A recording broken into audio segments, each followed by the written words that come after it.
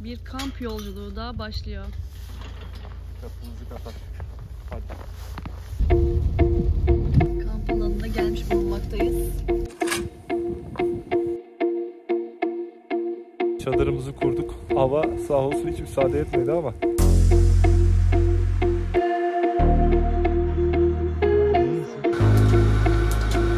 Ve fırına sürüyorum. Şimdi arabadan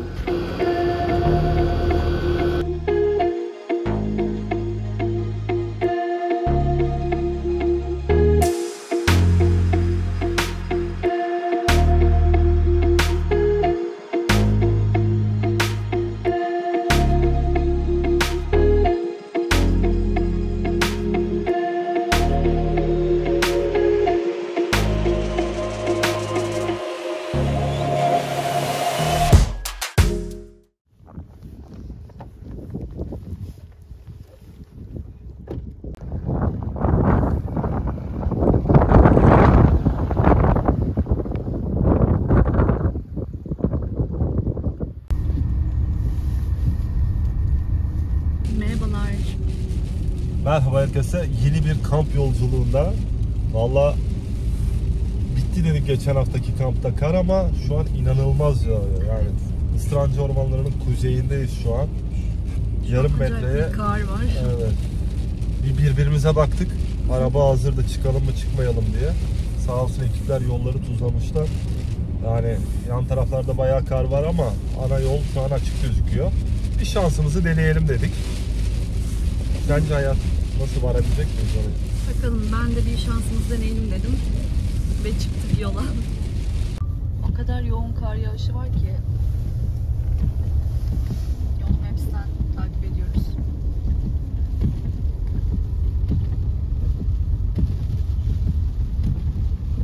Göz gözü görmüyor.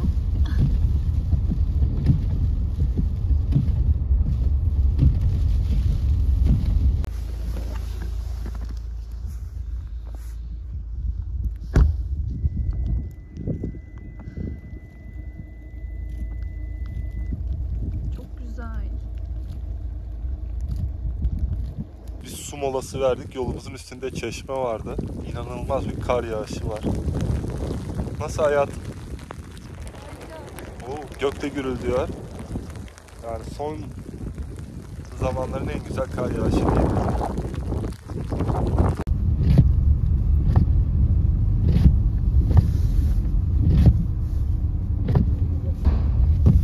Kamp alanına çok az bir mesafe kaldı ama yağış şiddetini iyice arttırıyor. Oysa deniz kenarındayız ya. Sahilden gidiyoruz şu an. Yani karın şiddeti neredeyse 0 metrede bile, deniz seviyesinde bile böyle. Son çıkacağımız bölge şurayı. Bakalım. Vazgeçmek yok. Çıktık. Tamam, başla. Tamam, çok çukurlar olmuş yani.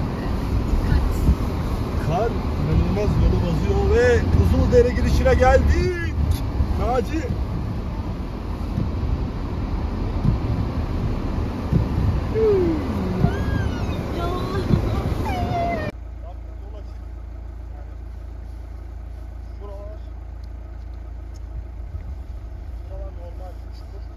Geçeriz.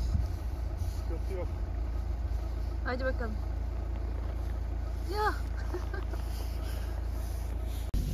Kamp alanına gelmiş bulunmaktayız.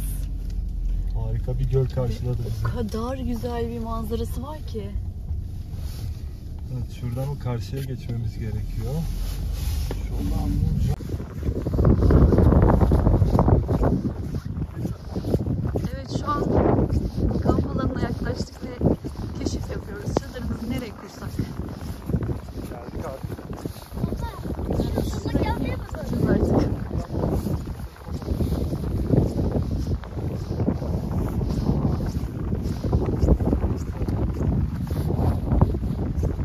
Evet.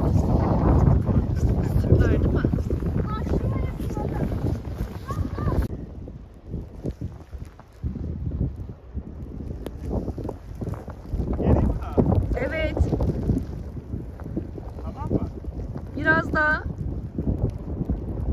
Gel.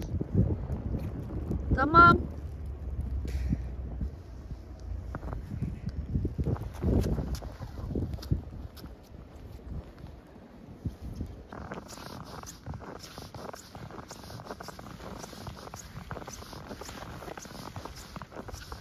Ne yapıyorsun aşkım?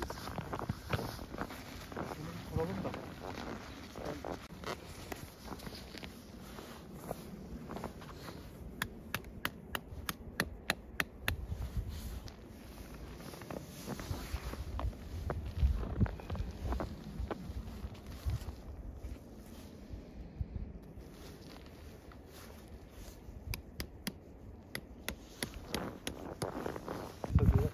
Tuvalet olarak kullanacağım çadırı kurduk. Bu hazır. Tam yerine monte etmedim onu çünkü yerini değiştireceğiz sonra. Şimdi çadırımızı bu alana almaya başladık. Dikkat et.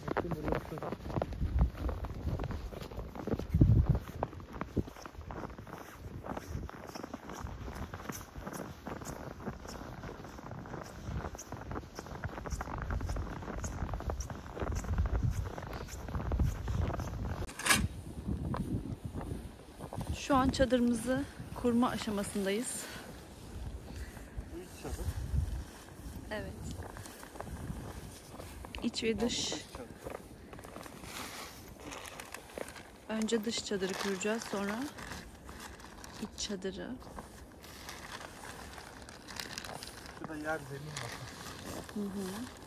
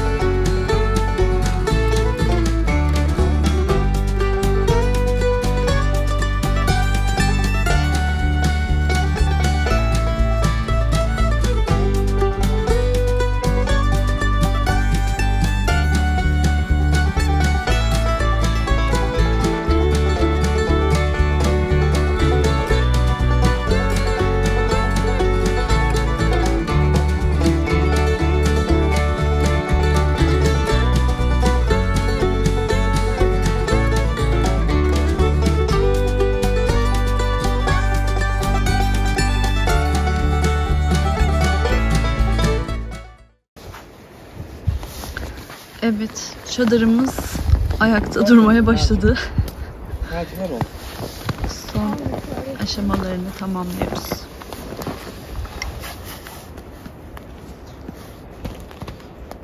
Çadırımızı kurduk.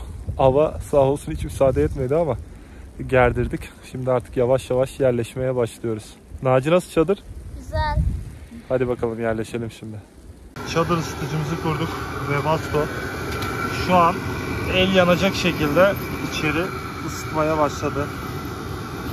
Şu yataklarımızı kurduk. Çadırımız ısınıyor.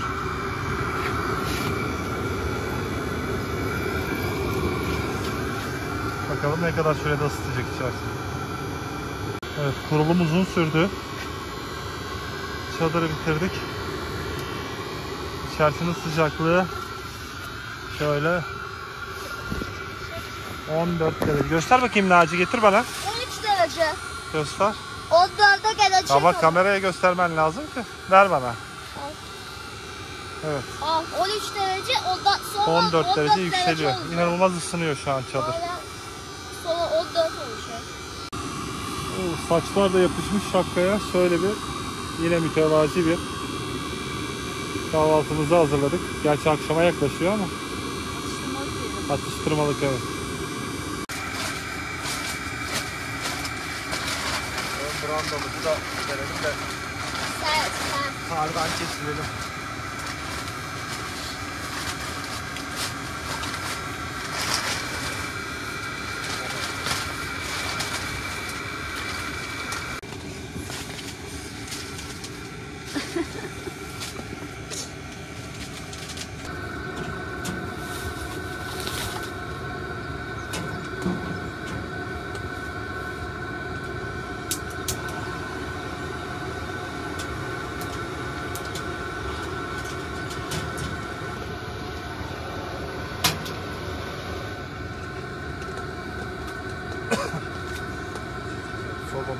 kartı verdik. Bakalım bismillahirrahmanirrahim.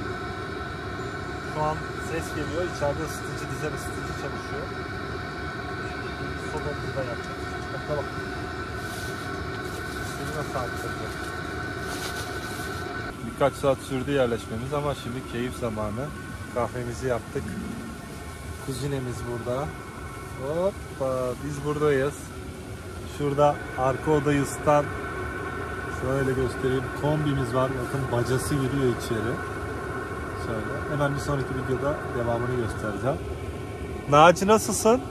İyiyim Arka odamızda ısıtıcıyla ve bastoyla Naci oturuyor oğlumuz. Artık keyif zamanı. Yerleştik. Bakalım. Isıtıcı girişi burada. Çadırın dışına kurduk. Şuradan da direkt çadırın içine, şöyle yakında elini bile tutamazsın. O kadar sıcak üfleme yapıyor. Kuzine desen zaten mis gibi kor oldu. Şöyle çıkarttık dışarı. Bakalım bayağı bir kar hızlandı şimdi. Çadırın tepesinde sıcak diye içerisi bayağı sıcak tutmuyor. Kar yağışı bayağı bir fazla. Şöyle yan camdan göstereyim. Bir çadırın iplerini sağlamlaştıracağım gece için. Tamamdır. Az önce çadırı gerdirmediğimiz için baca yerinden çıktı. Şimdi çadırı gerdiriyoruz, iplerle sağlamlaştırıyoruz. Fırtınalı bir şekilde kar yağıyor. O yüzden çadır uçacak gibi. Sağlamlaştıralım bakalım. Şu an ön tarafta soba yanında 31.2, 31.3 sıcaklık artıyor. Kuzinemiz. Şöyle bir şey, sıcaklığın artma sebebi şu kuzineyi kullandığımız için biz peçka deniyor Trakya bölgesinde genellikle. Şu ön kapağı açınca fırın kısmındaki hava çok daha sıcak yapıyor içerisine. Öbür türlü içine hapsediyor zaten. Bu sobaların özelliği, içine yemek attığınızda ısıyı üst taraftan kesiyor. İçinde hapsediyor. Yani çadırın içini daha hızlı ısıtmak için şöyle kapağını açarsanız çok daha güzel oluyor ve gerçekten çok iyi. 32 derece dışarısı. İçerisi de 35 derece falan da. Çadırımızı kurduk. Sobamızı yaktık.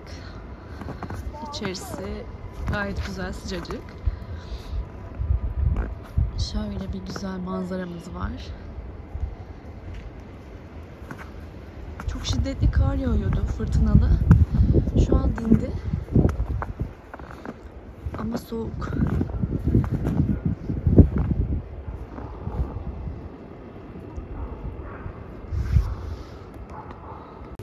Evet, dizel ısıtıcıdan bahsetmiştim size. Bu dizel ısıtıcı mazotla çalışıyor olsa bile elektrik akımına ihtiyaç duyuyor. 100 amper outluğunun gayet güzel bir benim solar enerjilerde kullandığım aküsü var. Bu akü fonksiyonel olarak yani herhangi bir şeye ihtiyaç duymadan güneş paneli de alıyor üstüne. 3 tane USB ışık çıkışları var. Mesela telefonum şu an aküden şarj oluyor. Bir de ben şöyle bir 1000 wattlık bir invertör aldım. Şu geçen kampta kutudan bahsetmiştim. 220 voltum için bundan alıp bu kutuya verdim ve bütün cihazlarımı da şu an şarj ediyorum. Şeyi denedim. Dizel mazotlu ısıtıcıyı denedim.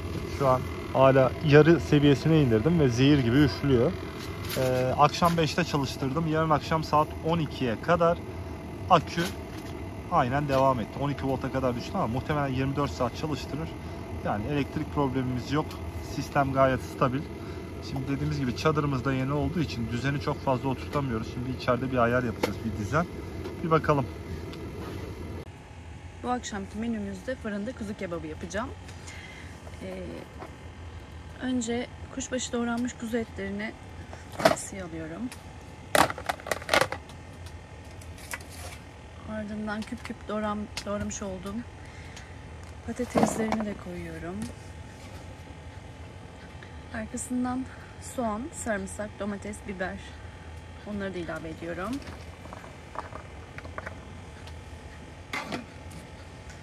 Bunları bir güzel harmanlayacağım. Üzerine karabiber, pul biber, tuz, sıvı yağ ve tereyağı biraz ekledim. Ve üzerine bir çay bardağı kadar ılık su ekliyorum.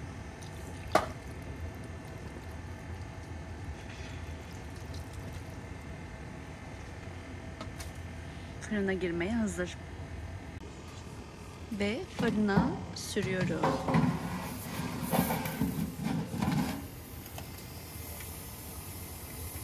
Naci nasıl bu kamp?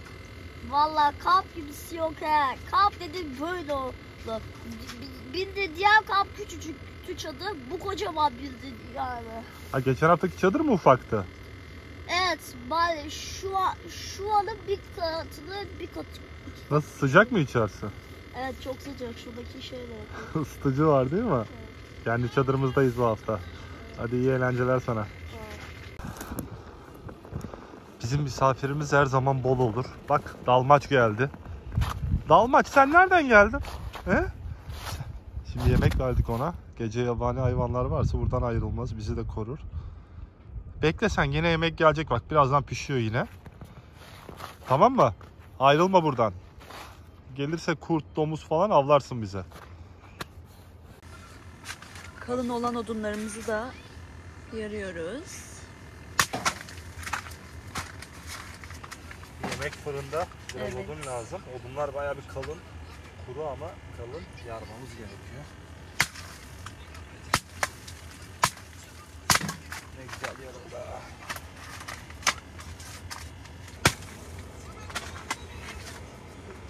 Fırın yemeğim pişmiş. Of, mis gibi. Fırın kebabı hazır. Afiyetle yiyeceğiz. Evet, kuzinenin de burası, biraz geri git hayatım. Kuzinenin burası mesela yemekteyken derece bayağı düştü. Bu sobayı kullanacak olanlar varsa kampta. Aynı Trakya'da bizim yine söyleyeyim peçka dediğimiz sıcaklık, bakın elimi koyamıyorum. Esas bu kuzine ısıyı buradan veriyor. Araya yemek için tepsi koyarsanız ortamın ısısı düşüyor, yemeği pişiriyor. Şimdi birazdan içerisi fırın gibi olacak. Şöyle acayip Evet. sıcaklık var. Tıpkı çocukluğumuzdaki gibi fırında, peçkada böyle patates yapıyorduk, kumpir. Şimdi ben de aynısını yapacağım. Çok lezzetli oluyor. Ne kadar sürer pişmesi bunların? Yani bir saatte falan pişer.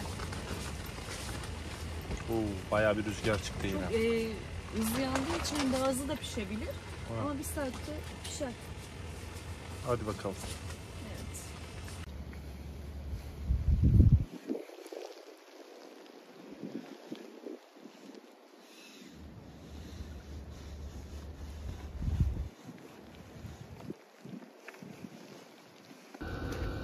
Şimdi arabadan son yatmadan önce malzemelerimizi almaya gidiyoruz.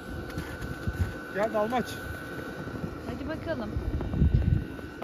Dalmaç da bizimle birlikte çok güzel bir kar yağışı var. Ama sabah 4'te bitiyor. Bir daha yağmur başlıyor. Yarın da Baltayla şeyi almadım. baltayla şeyi sonra odun kesmeye gideceğiz ya. Gel Dalmaç. Araba da yakınımızda. Şöyle bir Torosların zirvesine tırmanıp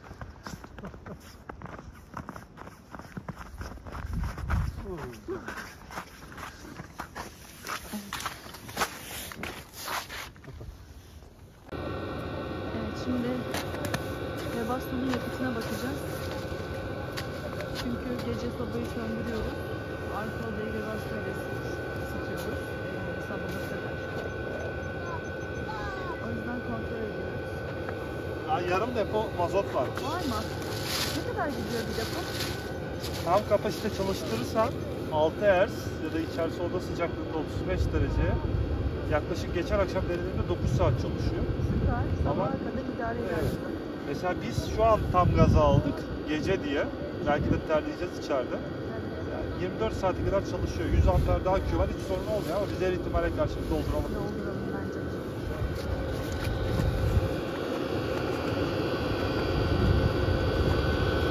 Zaten hemen dolduğunu göreceksin şimdi bak. Yarım gazla çalıştırdığımız için doldu. 1 litre bile gitmedi yani şeyle.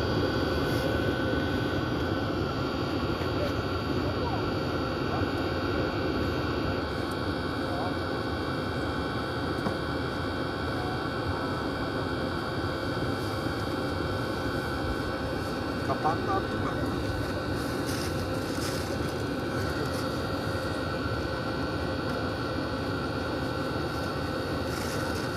Fazla donmaz zaten. Şöyle. de normalde bu dış mekanda kalıyor. Yani firma kesinlikle sorun olmaz dedi ama diğer ihtimale karşı bir tane mat var. Burada elektronik pervane olduğu için bu matı üstüne şöyle atıyor. Bir de şu taşı koyuyorum. Şöyle bir oval çadır yapıyorum çünkü burada elektrik aksam var. Her ne kadar dış mekanda şey olsa da kar yağışı gelmesin diye havayı şuradan alıyor. Şurada da susturuculu bir karbondioksit çıkışı var, yanış. Onu olabildiğince içeriden ısıtıyor. İçeri de odaya, şu arkada gördüğünüz odaya ısıyı aktarıyor.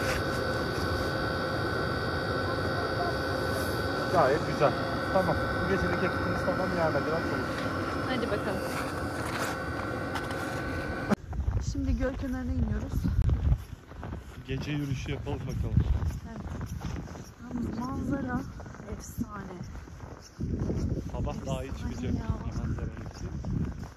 Ayak basılmamış topraklar diyorlar ya. Bak böyle izliyoruz. Şu görüntüye bakar mısın? Çadırı bir göstersene buradan nasıl gözüküyor. Evet. Tam orada çadırımız. Bu da beneğimiz. Bizi koruyor. Dalmaçyalı dedik biz. Ben benek diyorum çünkü benekleri var. Evet. Benek diyoruz. Çok tatlı. Ay manzarası da çok güzel. Evet, onu diyorum. Efsane bir görüntü var. Dikkat et buraya. Evet. Burada büyük bir... Evet, göle geldik, harika. Ay da yansıyor. Ay yansıyor diye çok güzel bir görüntü oluşuyor. Şurada başlıyor göl. Çok iyi.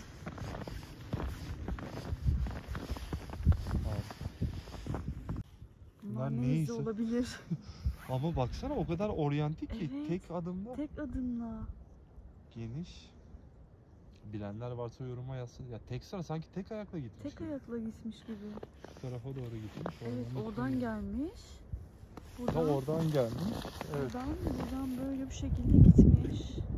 Acaba ne? Ama şey çok önemli değil. İki ayaklı mı ya? Çok enteresan. Evet, şurada bir kuru odun var. Ağaçta asılı kalmış. Bizim kısmetimiz var. Sanki askıdan odun topluyoruz. Evet. Kuru odunlarımızı toplayalım. Biraz odunumuz azaldı. Çok yüklü geldiğimiz için. Hadi aşkım. Biz yine orman içinde keşifteyiz.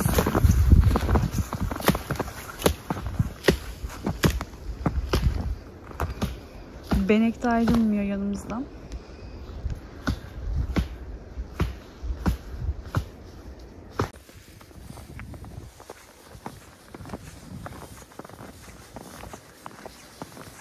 Evet. Kuru odun bulduk. Yeter. Odunumuz var. Yani idare eder.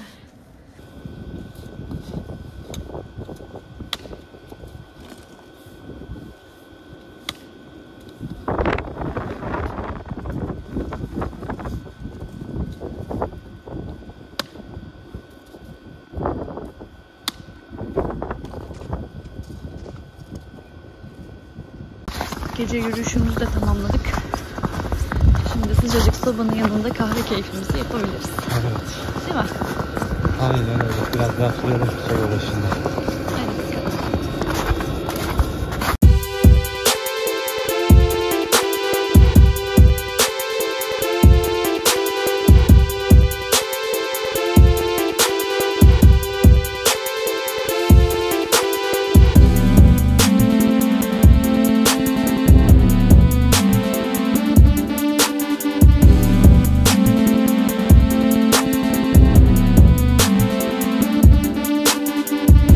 Su buz gibi kendine geliyorsun. Çok güzel. Maç köpeği de besliyor. Evet. Sabah kahve keyfimiz. Alana girmez bak. Oraya geldi ekmek. Kendi alanında. Manzaramız da harika. Yalnız kar kalmadı ya. Kar eridi. çamurla baş başa kaldık. Evet. Kar olsa daha iyiydi. Kesinlikle. Günaydın herkese. Günaydın. Biz uyandık. Uyandık. Mis gibi. Kahvemizi içiyoruz manzaraya karşı. Çadırın önünü de açtık. Bugün hava çok güzel. Dün çadırı kurarken kar, bora, fırtına. Bugün uyandık, kar yok. Sanki çadırı taşımışlar başka yere ama dün de demiştim, deniz seviyesinde bir yerdeyiz. Denize yaklaşık 2 kilometre. Gölün kenarındayız. Rüzgar çok vardı gece. Ve karı eritmiş. Kar yağışı da bitti artık. Manzaranın güzelliği yeter. Aynen, manzaranın güzelliğinde kahvemizi yudumluyoruz. Dalmaç, hadi gidelim bulaşıkları yıkamaya. Sabah kahvaltısından önce yine bulaşık bana kaldı. Hadi bakalım. Ben de kahvaltı hazırlıyorum.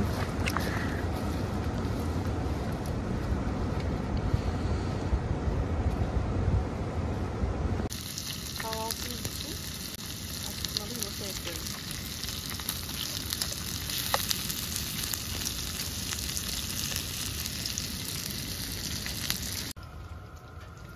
Evet.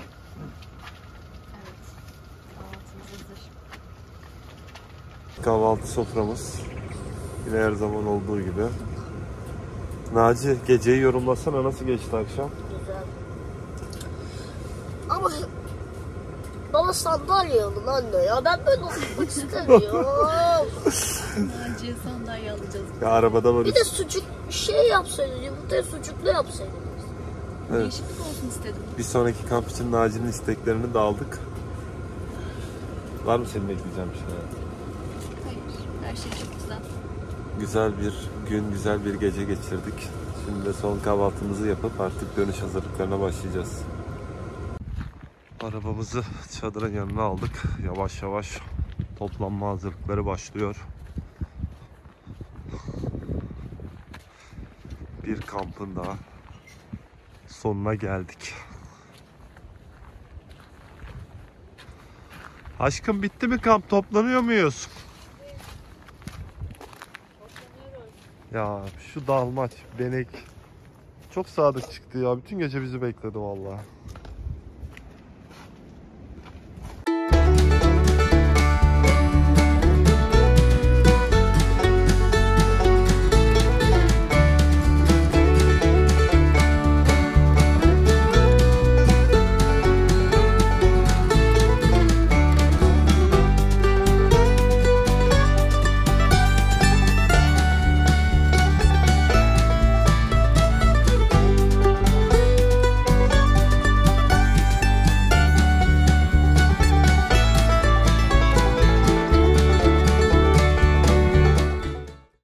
Evet, toplandık. Denek. Yine yolumuz buraya düşerse görüşmek üzere. Son bir kamp alanı kontrolü. Evet, doğayı bulduğumuz gibi bırakmak en önemlisi. Çöplerimizi topladık, arabamızı aldık. Tertemiz bir şekilde. Daha önce ateş yakılmıştı. Oraya kalan odunlarımızı da koyduk. Bulduğumuz gibi bıraktık doğayı. Her nerede olursa olalım. Tekrar bu alara bizler geliyoruz. Onun için dikkat etmek lazım. Eğlence güzel ama çöpümüzü de en son giderken yanımızda almalıyız. Artık biz dönüyoruz. Dün geldiğimiz yolda acayip kar vardı. Acaba dönebilir miyiz diyorduk. Bugün eser yok. Kardan hepsi eridi. Hiçbir şey kalmadı. Şuraya bak, bütün inanılmaz, bir günde bu karın yok olması inanılmaz. Aynen öyle. Ne diyelim o zaman, bir sonraki kampta görüşmek üzere. Evet, bir sonraki kampta görüşmek üzere. Hoşça kalın.